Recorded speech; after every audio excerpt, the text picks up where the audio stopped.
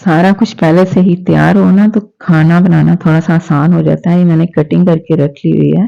प्याज है, एक हरी मिर्च है, टमाटर है एक मीडियम और धनिया पुदीना है।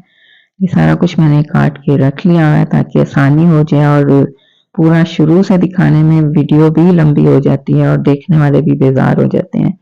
आलू है 3, इनको मैं स्टीम कर रही हूँ और इन्हें धो के स्टीम कर लिया था मैंने अच्छे से आलूओं को।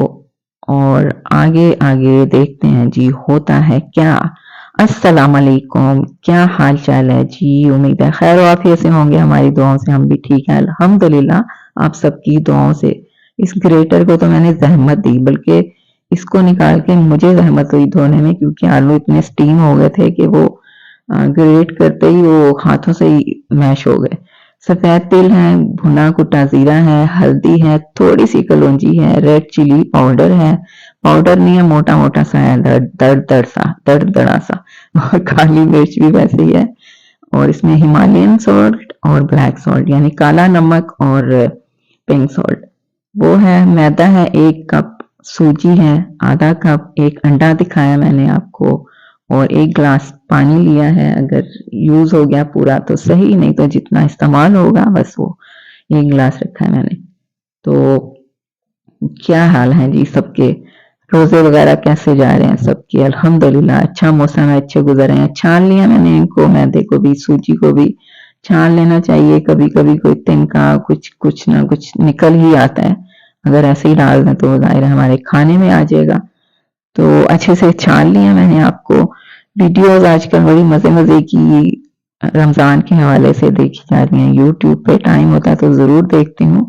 1 चम्मच मैंने घी ले लिया है खाने वाला और 1 टीस्पून मैंने जीरा लिया है, रोस्टेड वाला जीरा। प्याज को मैंने तेल डाल के रख लिया है, इसको ब्राउन नहीं करना, बिल्कुल सौते करूंगी थोड़ा सा कि रमजान कैसे गुजारें क्या करें। ये देखिए मैंने 1 चम्मच लहसुन अदरक का पेस्ट डाल दिया है। रमजान कैसे गुजारें क्या करें, कौन कौन सी डिशेस बनाएं, 1 2 3 4 मतलब माशाल्लाह होती हैं सहरी अफ्तारी के लिए। सहरी में भी चलता है सालन वगैरह। टमाटर और हरी मिर्च भी चली गई इसमें। तो इस तरह ना मज़ा भी आता है, नई नई चीज़ें देखने को मिलती हैं। टाइम हो तो ट्राई भी कर लेना चाहिए। धनिया पुदीना मैंने अभी नहीं डाला, ये बाद में डालूंगी। और इस तरह मैंने इनको अच्छे से वो सोते करने के बाद सूजी डाल दी है, ताकि सूजी भी थोड़ी सी भून जाए इसके साथ ही और अच्छे से ब्लेंड हो जाए, साथ में बाइंडिंग हो जाए साथ में इनकी।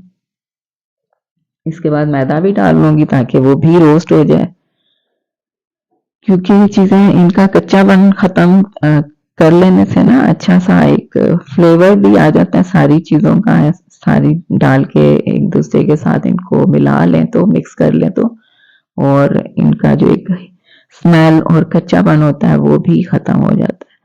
तो ये सारी चीजें मैंने वो कर ली हैं। ड्राई मसाले भी चले गए, इनको भी रोस्ट करेंगे साथ साथ इसके, क्योंकि अब वो ऑयल देखें पता भी नहीं चल रहा। ऑयल जो डाला था मैंने प्याज के लिए बिल्कुल खुश्क सा लग रहा है ये। अब हम यूज करेंगे उस पानी का 1 गिलास का जो मैंने रखा था, थोड़ा थोड़ा करके डालूंगी मैं इसमें। और इसको मैंने बनाना है आटे की तरह से, एक डो बना लेनी है।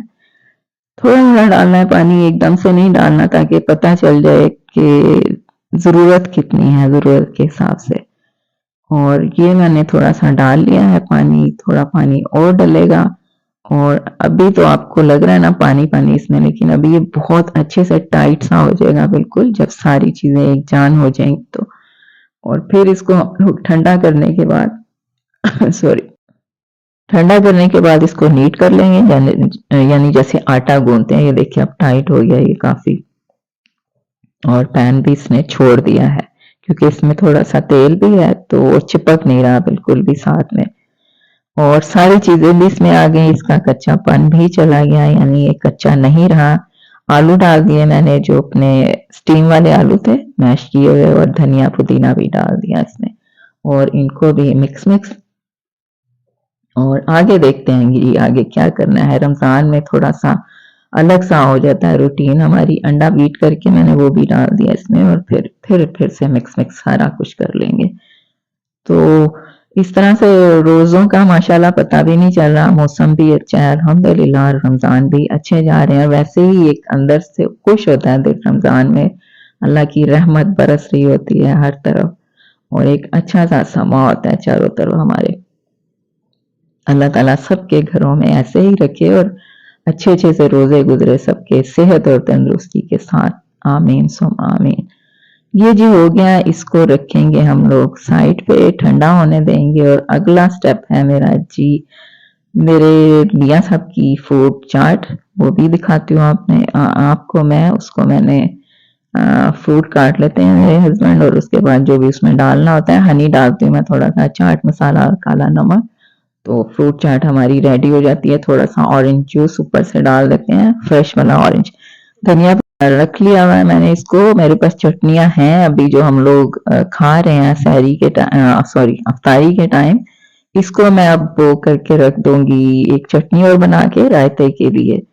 और ये वीडियो भी मेरी, इसमें मैंने भुना कुटा जीरा, चाट मसाला और लहसुन डाला है, नमक डाला है, धनिया पुदीना है, एक हरी मिर्च भी डाल दी है। इसको मैं फ्रीज कर लूंगी, चटनी बन गई है।